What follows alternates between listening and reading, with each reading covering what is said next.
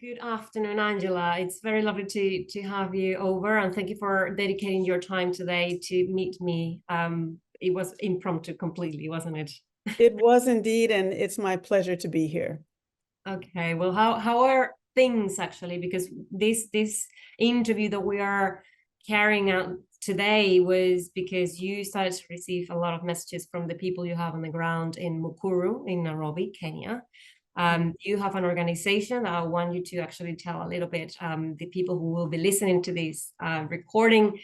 And can you tell me what's going on? Yeah, I'll just take a step back because people don't realize that there was huge flooding in Nairobi and its surrounding areas back in November. And but the flooding, all of the water sort of receded after about a week. And so, people said, okay, well, that was just a flood in November. Then in December, there was another flood. And that flood lasted, maybe about 10 days. And people still felt like, okay, the waters have receded and we're going to be okay. That second flood was followed by a third. About the second week of January, there was flooding again. This flooding really started to wreak some havoc, particularly in the slums. And my expertise and my team on the ground is in the slum of Mukuru. And again, it was the third flood, but they felt like, okay, we're going to be done with this. And so with the rains that started, May 2nd, it's just been relentless. It's just been ongoing and it hasn't stopped. And because it hasn't stopped, that's what has made this turn into, a humanitarian disaster. Yes, indeed. Yes, indeed. And the toll so far, I've been reading, I might be outdated because it's just increasing, isn't it? What is the latest number that you have? It is. So I have some interesting statistics. There's lots of rivers outside of Nairobi that have flooded. And there are lots of really disturbing videos you can see from rivers outside of Nairobi. However, Nairobi is the worst area affected. So let me give you these stats.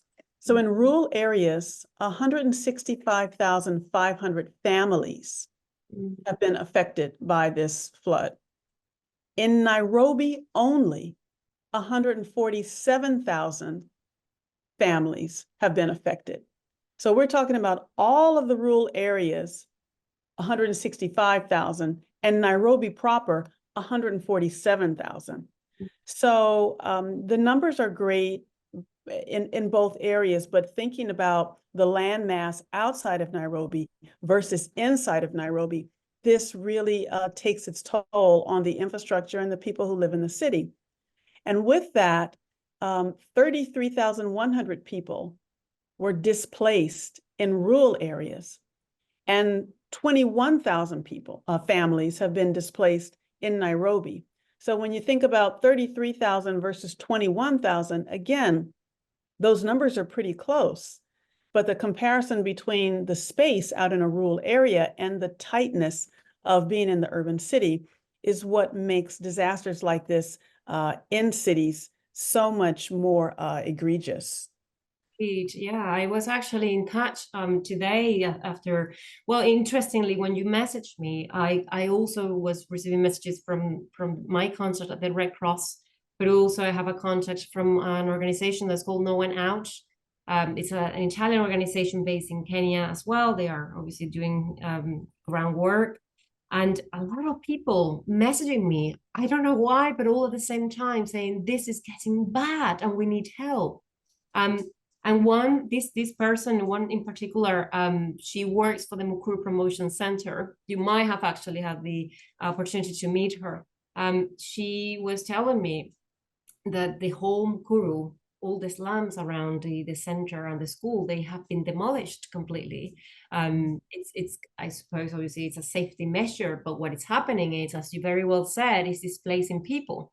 When I asked her, where are these people going? Are they at least sheltering in your school? Where are they going? She said, no, they are right now just wandering around on the streets, which the streets is just all, there is no tarmac anywhere there.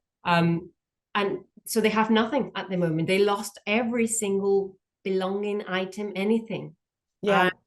Family members of, well, many. Yeah. Yeah, it's really pretty sad. And so those slums are usually located alongside of rivers.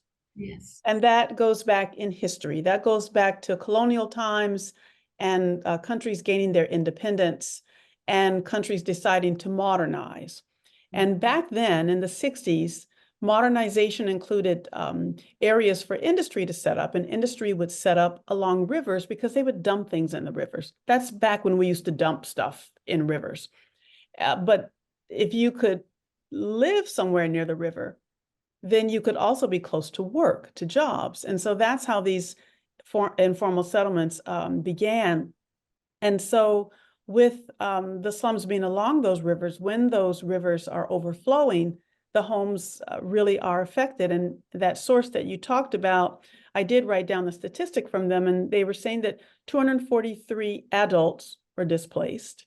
And this is in one slum. This is in Mukuru. And 446 children are displaced.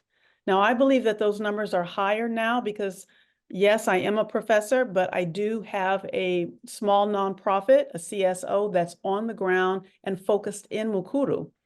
And I'm getting phone calls and photos and video left and right, and I'm seeing numbers of people gathered that look far more than 243 adults.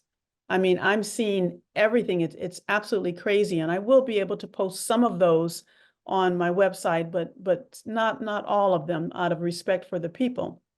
But 243 adults and 446 children displaced, that's a lot. And these homes where these people were displaced from were located 100 feet or 30 meters to the left and right of the Ngong River.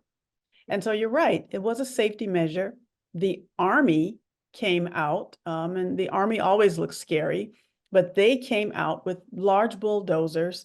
The sad thing is that these people were advised that the army would be coming through to demolish their homes, but they had no place to go. So what they did was sort of sit and wait. And then when the army showed up, they grabbed whatever belongings that they could and had to hand carry them to a safe location and watch their homes become demolished. And it's really crazy that there's no place for them to go.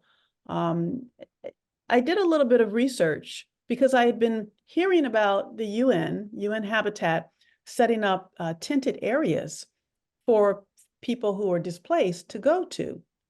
And I found that those tented temporary shelters are all in rural areas. Development loves to focus on rural. I get it. I know poverty is great in rural areas, but you can't leave out the urban people. And so that's what's happened. There's 115 camps in 19 counties, none in Nairobi. Yeah. There are public parks in Nairobi. There are places where you can put up, a tented camp for humanitarian reasons, but there are none in Nairobi. And so it's amazing that there's no place for these people to go. And that poses a question. The first question will be very short, why? But I could actually dare perhaps to say that it might not look very good. I don't know. What would you say about that? I think I would say it definitely doesn't look very good. I have a couple of research projects that are out right now where I've taken surveys of workers in government who remain anonymous, as well as surveys from people who live in Mukuru, as well as a survey out to people who are into environment, climate smart housing. And those 3 surveys have revealed that everybody knows that Nairobi is pretty much made up of 70% of people who live in the slums. That's it. All 3 of those, groups that are part of the survey, they all know it. Yet they are inhibited from doing anything about it. It's just a problem that seems overwhelming to them. They don't have a task force built to tackle that.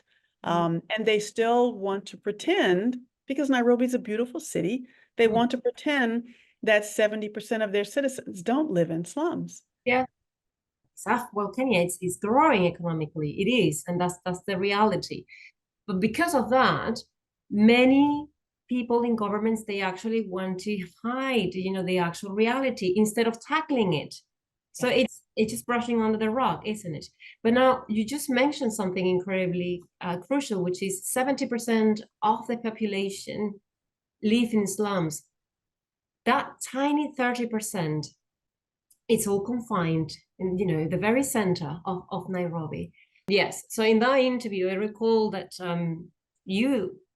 you mentioned it. It's human capital that we are losing. So how great will the economy be if those people who are isolated, discriminated, marginalized, and not taken care of, they will actually brought over, to be part of the workforce indeed. So can you tell me a little bit about that, dichotomy there? Yeah, for sure. And well, you were a good listener to that interview. I enjoyed it. It was amazing. Yeah, thank you. So, yeah, sort of relating human capital to something, other statistics in this flood, we lost, for example, 8,565 livestock in this flood. Kenya lost 36,344 acres of crops. And crops are important, and livestock is important. But if you don't have people to manage the livestock, and if you don't have people to plant the crops, then you have nothing. That's it.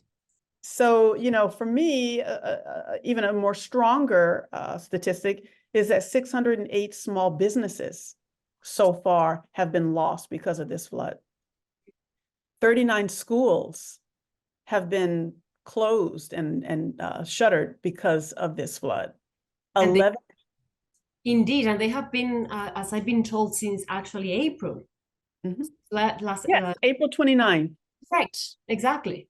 April 29th. They were supposed to start back on April 29th, but the rains pushed a delay until May 2nd, and then pushed the delay again. And now President Ruto has decided to sort of push forward with the Ministry of Education and just suspend classes until the flooding is contained. So, and this is considered term 2 for schools in Kenya. So most likely these students are going to just miss out on term 2. Now, mind you, in January of this year, the students had just caught up from delays with COVID, right? From the closures there. These students pushed through after COVID and, just kept going to school even during break time to catch up. And as of January 2024, they had just caught up.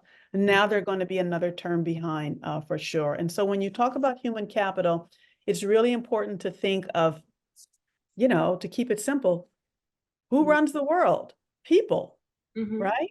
We need people. We need people to have businesses. We need people to contribute to society. We need people to work jobs. We need people for their innovative ideas.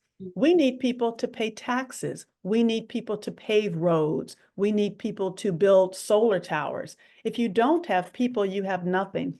And so if you want to invest your money in 30% of your population of the capital of your city, that's a losing bet. That's a losing bet, because those 30 people cannot sustain an entire country. They can't do it. And so that's what's coming up. Nature, and other things kind of have their way of shedding the realities. COVID, the pandemic, shed the realities that we are all connected. If one person is sick, we could all be sick. Yeah. And so this flood now is another way of shedding a reality that you can't run a city on 30% of the people that live there. You have to embrace, humanity, and you have to invest in all of your people and the safety of them and the education of them so that they can contribute and make your nation great. Indeed. And yet, unfortunately, this hasn't happened. There is a mentality that these people don't matter because they're poor people. So it's a capitalization that I was just talking about. It's a shiny, toy. It's the attention to the investors and people coming from abroad putting their business in the country, and that let's focus on those. But you Exactly. very well said it. And now I have to actually confess, I've been speaking with locals in Nairobi, asking them how things are, but these people belong to the 30%. Yes, I've got plenty of friends Yep. And belong to the 30%. I've got plenty of them. yeah, And some of them shy away when I talk about these things. exactly. They And shy away. others understand, but it's I just wanted to interject that, talking about the 30% and talking about foreigners, sure, I'm a foreigner. I come, I've been coming since 2010 to Nairobi and enjoying safari and all of those wonderful things. But it just really struck me when I read that 19 lodges in Maasai Mara were affected by these floods. Now, I've stayed in some of those lodges. They're right on the Talek River. So I know exactly where they are. I've walked through a dry bed Oh, yeah. of the Talek River. There was a drought for a period of time since 2016, and then the flood started in 2019. But 19 of those lodges are submerged in water, and Yes, all yeah, those people pictures. got, yeah, and those people got airlifted Yeah. I have out to pictures of safety. the remainings actually, which is so grim. It's terrible, isn't it? Yeah, yeah. Mm. So it's really something. So in that actually on that same line, one thing I wanted to say, and it's because I do want to call out, a little bit. I want to use this platform and this interview to call out because that 30%, some of them, when I have asked how things are going over there, they live in Nairobi, they have said to me, that but that's fine, it's just the poor people. That crushed my heart. And you see local people who are part of the society and who are actually, they hold stakes and they have some sort of level of power to actually contribute in their own communities, and they actually look away and they say, some of them, I'm not saying everyone, some of them say, oh no, it's just the poor people. And it really triggers me because I wanted to say to them, but you are those people as well, because this is your nation, this is your country, your community. It's really interesting because those poor people,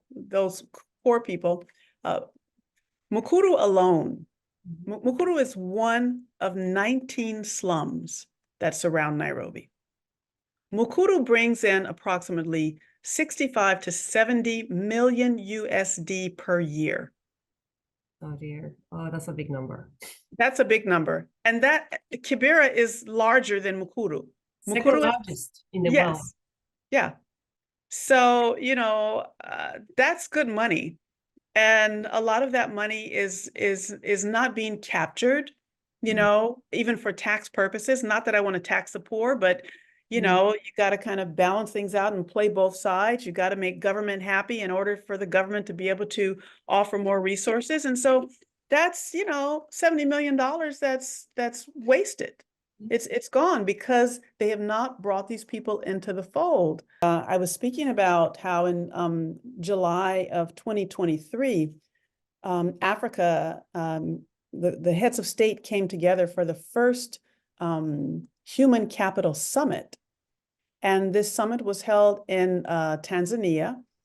And, I wish I could have been a fly on the wall at that summit to hear what these leaders are thinking about human capital. And I'm hoping that it was made clear to them that, you need to invest in the majority of your citizens, because we're talking about how 70% of citizens in Nairobi live in slums, but overall, continentally, over 65% of the African continent, people who live on the continent, all live in informal settlements.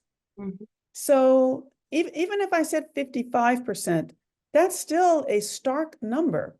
The reality is that half of Africa live in slums. And although we know that Africa is rising, we know that Africa has really bright people in technology. We know that we have, girls in STEM.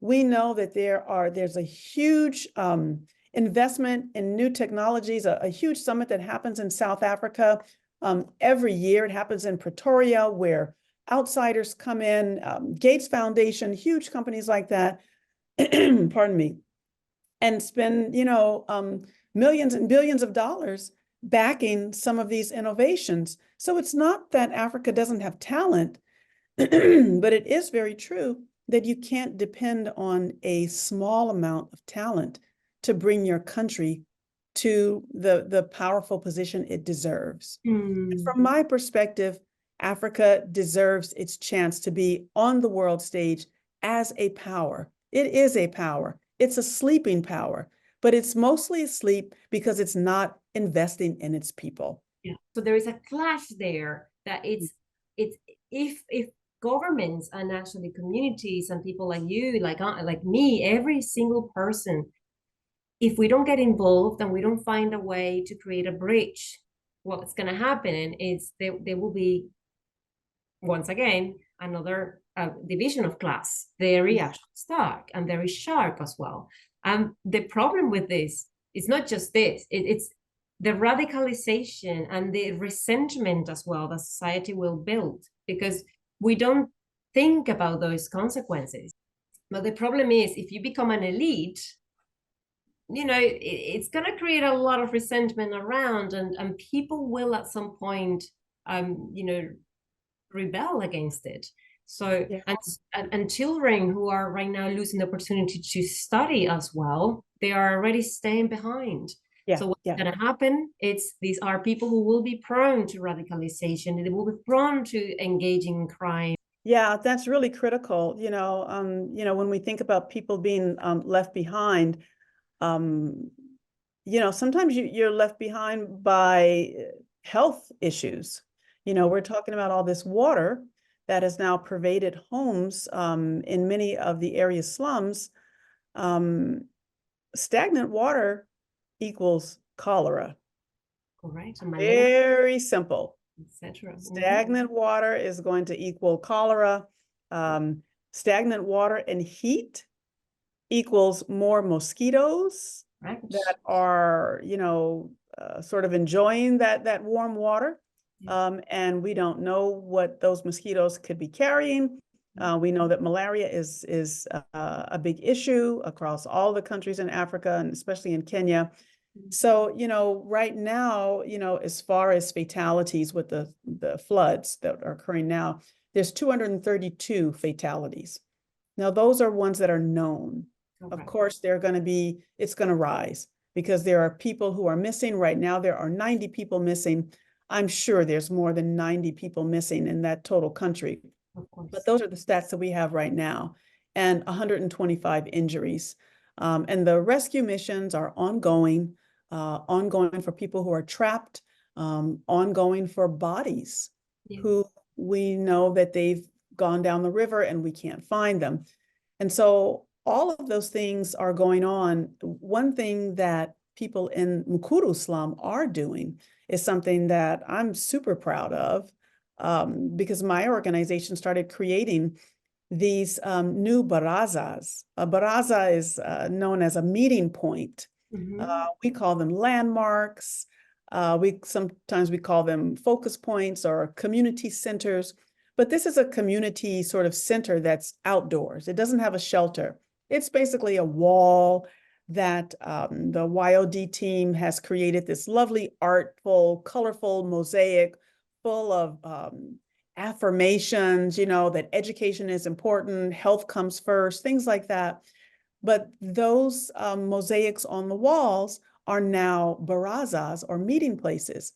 And so people in the slums are coming together to meet there, to have celebrations of birthdays, to have gatherings where they are learning new skills, where women are coming together to just talk about things that are bothering them, or, whatever. Men are coming together. Men are important too. We talk about women in human capital so much. I get it. I'm a woman. But I got to tell you, I love men too. Of course. And I definitely don't want to leave them behind either. And Thank so you. we Yes. have men's groups that are coming to these barazas. We have women's groups. We have children that can come and play safely together. We have a historic event that happened over a year ago. A woman had a baby at one of the barazas because she didn't know where else to go. So people helped her. She gave birth at one of the barazas. But today it's really sad to see all of the people whose homes have been demolished. Many of them are gathered at one of the YOD barazas. And the pictures are heartbreaking to see these places where people would come to celebrate and to learn things and to increase their knowledge. And now to see them gathered at the very same baraza, homeless because they don't know where else to go. Yeah, And that is really, really heartbreaking because the barazas were created as, a place for emergencies, but we just never thought it would be these kind of emergencies. So I guess I'm saying this because I'm trying to share that people who live in informal settlements, they do know how to lift themselves up. They do know how to come together.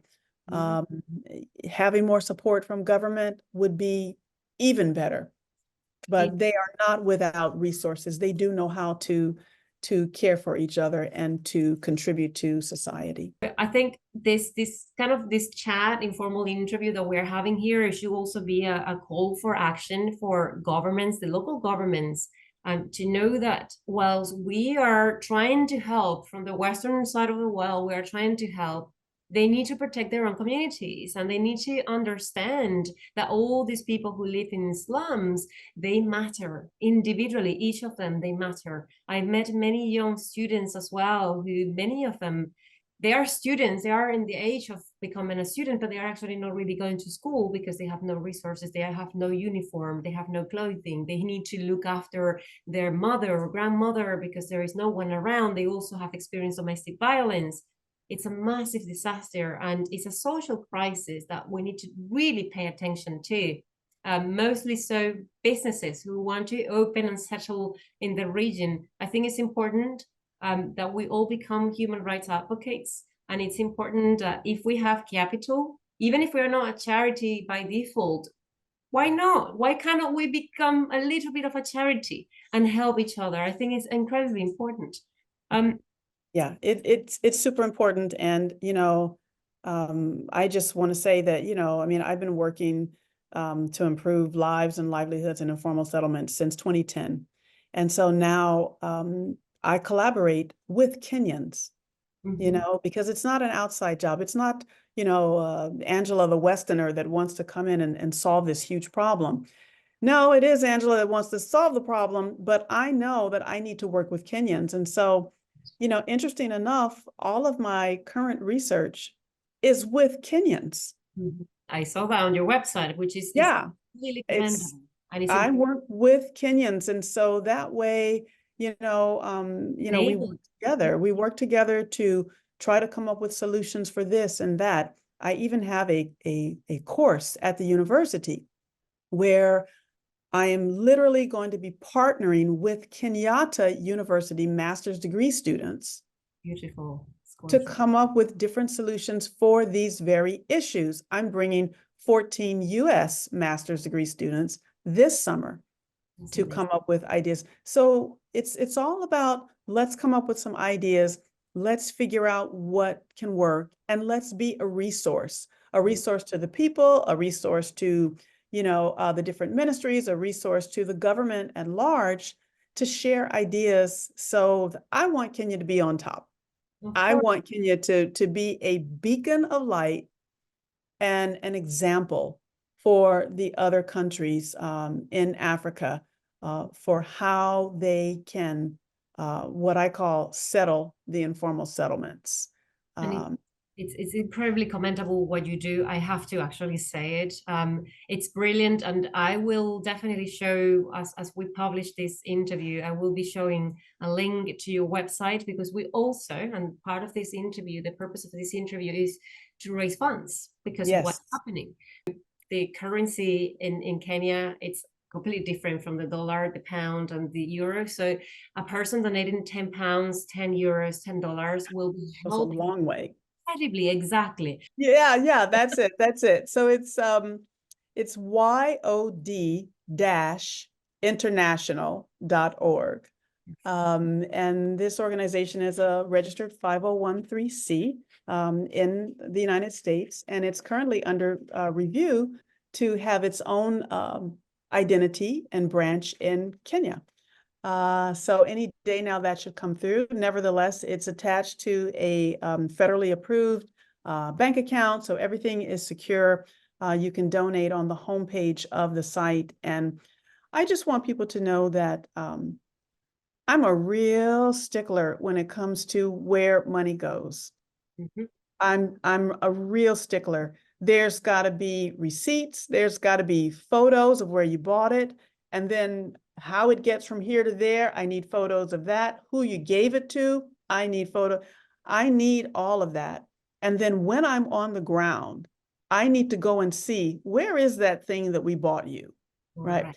So I'm a real stickler with that. So I just want people to know that monitoring and evaluation of where funds goes, I'm your girl for that. And particularly what monies will go towards are tents, sleeping bags, blankets, cots, hand towels, warm caps, coats, rain boots, rain slickers.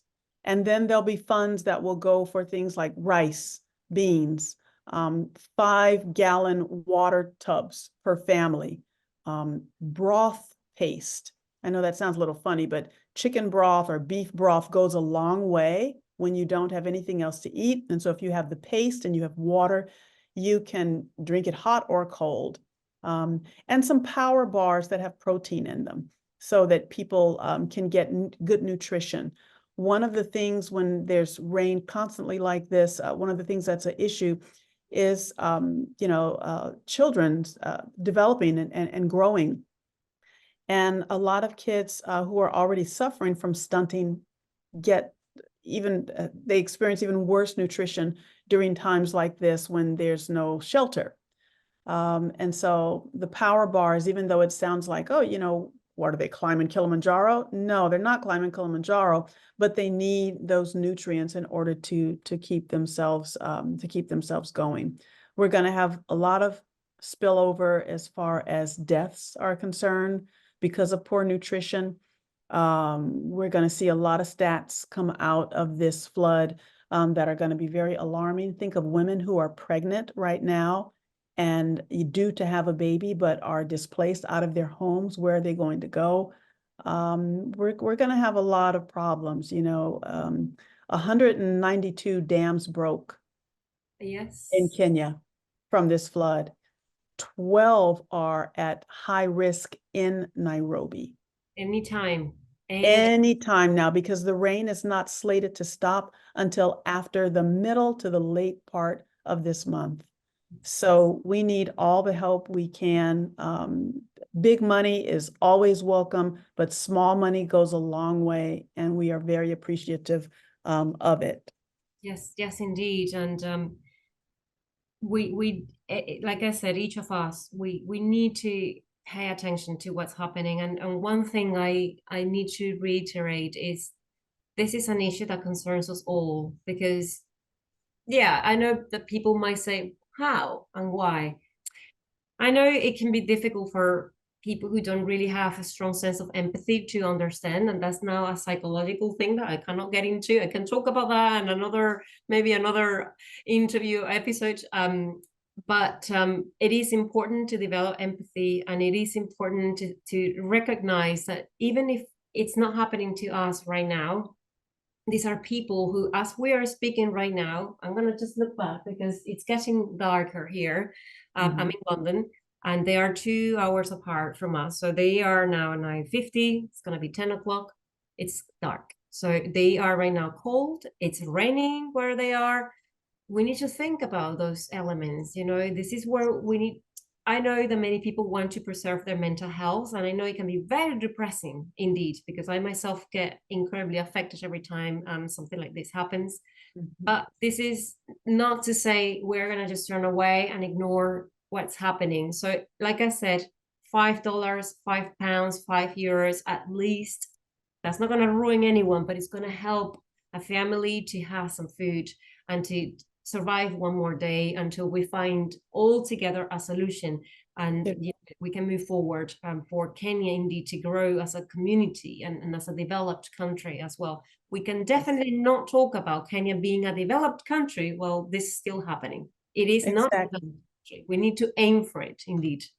For sure, for sure. And when you think about people who are outside tonight and about to go to bed with no shelter whatsoever, think about someone who has a 2-month-old baby.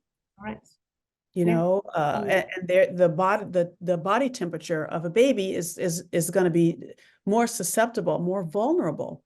And so, when we think about deaths and we think about, horrible things of the floodwaters taking people away, some people won't be taken away by floodwaters. They'll be taken away because they were too young to fight off, pneumonia or a cold or something like that, and didn't get enough nutrition and could never get their bodies warm, and were always wet and dank, and they're going to die of pneumonia.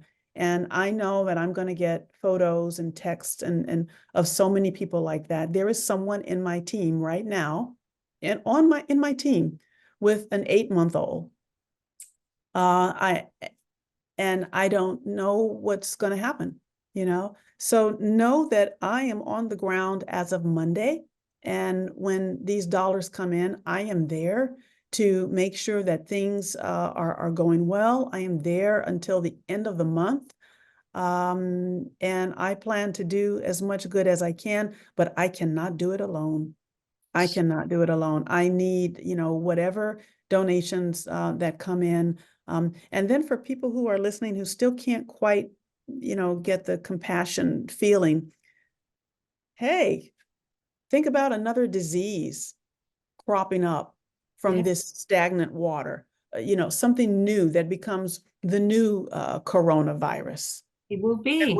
Right. And then when that comes crawling across your door, you're going to be, oh my gosh, I wish I would have helped to try and, mitigate some of this. So we're all in this together. And like you said, 10, 25, my God, even 100 quid, it's not going to make or break you. You're going to spend that when you go to the restaurant tomorrow night. And you're going to feel so good knowing that you have actually used money in an amazingly beautiful way. And in Kenya as well, the people listening now who are based in Kenya, I believe, need as well some workforce as well, some humanitarians to come over. Yeah, we can certainly think of it. We can, whatever help you can offer, again, yod-international.org. When you donate, there's always a section that says memo. You can write specifically what it's for: flooding, babies, families, tents, blankets, whatever you want to put, you can put it there to make sure that it gets to me. And also there is a place where you can contact. So if you have a different idea, please feel free to contact me via that link. Everything I'm saying is the truth. Just for transparency, my stats came from government sources in Kenya, the Kenyan Red Cross, and also the UN Office for Coordination of Humanitarian Affairs, and then all of the on-the-ground photos and videos and testimony that I get through WhatsApp on my phone. So all this information is vetted. It's the truth, and we just want to help. We just want to do some good. And there is a dog in the background, just in case somebody hears some little noises. It's not me barking. Barked right on time. Exactly. He's ready to donate. He's like, exactly. She's giving the thumbs up. Indeed, she's supporting the cause. Indeed. Yeah. as we are reaching the end of this interview, I want to thank you deeply, deeply, because you have been so incredible in every way since we Thank actually you, got in Natalia. touch. I think many organizations need to bring you over. You need to speak because also, I will use this moment very briefly. You have written a book quite recently, and it's precisely on human settlements as well. So would you like to actually tell a little bit about that? Yeah, it's a book. It's called Development in Africa's Informal Settlements. And I use Kenya as a case study, and more specifically, Mukuru. And, I'm all for knowledge sharing. When you want to solve a problem, you have to share knowledge. And the book was written to get the word out how important it is to address the needs of the citizens who live in informal settlements. And so that book is available on Amazon. And for people who live in Europe, you can just go to Vernon Press. Right. And Vernon Press is based in Spain and in the Netherlands. And so you can get your copy probably easier from Vernon Press than from Amazon. But yeah, there's lots of interesting things. And even for people who are not in the development profession, you will still find reading the book very interesting. It will help you understand the daily life of someone who lives in an informal settlement. Yes, indeed. Climate change is a thing, and I hope there are So no people left in this world who don't believe in climate change. I think it's about time to believe that this is a natural threat, and things are, unfortunately, if we don't tackle them on time, if we don't learn about human settlement, about climate change, things are just going to get bad because one thing come with the other one as well, and disease as well, and so forth. So I do encourage every person listening to this um, interesting interview podcast slash informal chat chit chat to please reach out to Angela as well. She has a LinkedIn account. I believe that you I are. do. I'm on LinkedIn. And if you want to reach me directly by email, the first way is to go at the bottom of the YOD-international.org and hit the contact. That also comes to me directly. Perfect. Well, thank you so, so much, Angela, for your time and this You're so incredibly welcome. enlightening conversation. Thank you. My pleasure, Natalia. I'll see you next week in Nairobi. Indeed. We have Okay. a date. All righty. Bye-bye.